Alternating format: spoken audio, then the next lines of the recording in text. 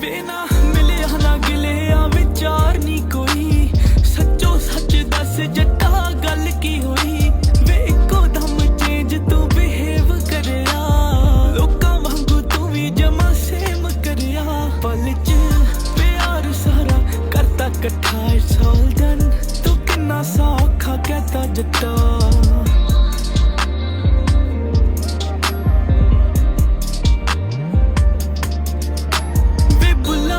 ਚੁੱਪ ਤੇ ਮੱਥੇ ਤੇ ਤਿਉੜੀਆਂ ਕਹਿੰਦੀਆਂ ਸੀ ਰੀਝਾਂ ਸਭ ਹੋ ਗਈਆਂ ਨੇ।